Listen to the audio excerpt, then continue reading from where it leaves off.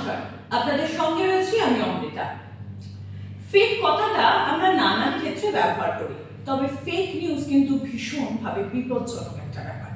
তার কারণ অনেক সময় বা বলা ভালো, যবে থেকে আমাদের প্রযুক্তি আরো উন্নত হয়েছে, যবে থেকে ছোট থেকে বড় সবাই আমরা ভীষণভাবে ডিপেন্ডেন্ট হয়ে পড়েছি এই প্রযুক্তির ওপর। হাতে হাতে ঘোরাঘুরি করছে একটা করে স্মার্টফোন, স্মার্ট ওয়াচ। আমরা যত উন্নত হচ্ছি তত কিন্তু এই ফেক নিউজ ছড়ানোর একটা প্রবণতা বাড়ছে। মনে হতেই পারে আজকে হঠাৎ করে এটা নিয়ে কেন কথা বলছি, তার কারণ আমরা যখন আজকের দিনটা শুরু করেছিলাম তখন হঠাৎ করে একটা খবর এসে পড়ে যে শ্রেয়াস তালপরের মৃত্যু হয়েছে।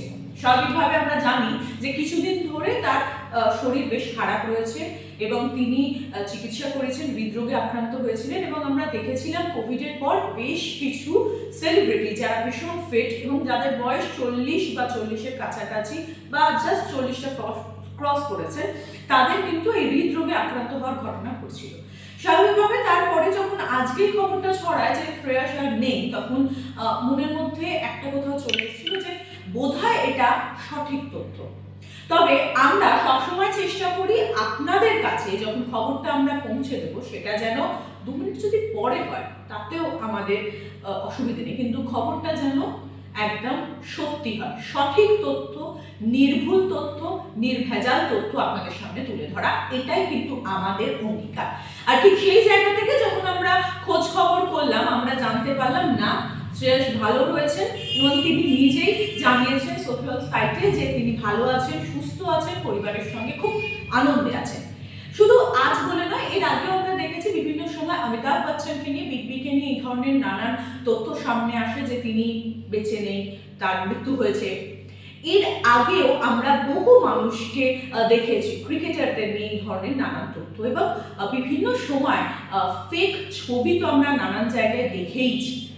এবং এই যখন কলকাতায় আরজি কর নিয়ে একটা মুভমেন্ট চলছে, তখন অরিজিৎ সিং, সিঙ্গার অরিজিৎ সিংকে নিয়ে একটা পোস্ট ভীষণভাবে ভাইরাল হয়, যেখানে দেখা যায় অরিজিৎ বলছেন যে আমাকে যা বোঝানোর এখনই বুঝিয়ে দিন, কারণ 1 সপ্তাহ পর যখন আমি রাস্তায় নামবো আর কারোর কথা শুনবো না। এই পোস্টটা ভীষণভাবে আগুনের মতো ছড়িয়ে যায়, তার কারণ অরিজিৎ সিং যখন এই কথাটা বলছেন স্বাভাবিকভাবে সেই কথাটার একটা অন্যরকম গুরুত্ব বা মাত্রা পায়। তারপরে অরিজিৎ নিজে এসে জানান না, তিনি এই ধরনের কোনো পোস্ট বা কথা বলেননি। তাই একটাই জিনিস, আমরা আমাদের সঙ্গে যারা যুক্ত রয়েছেন, আমাদের পেজটা যারা ফলো করেন, আমাদের ইউটিউবটা যারা ফলো করেন, তাদের কাছে অনুরোধ, এই ধরনের ফেক নিউজে কান দেবেন না, বিভ্রান্তি ছড়াবেন না। সবার আগে নিজেরা জানুন যে সঠিক তথ্যটা কি, আসল খবরটা কি।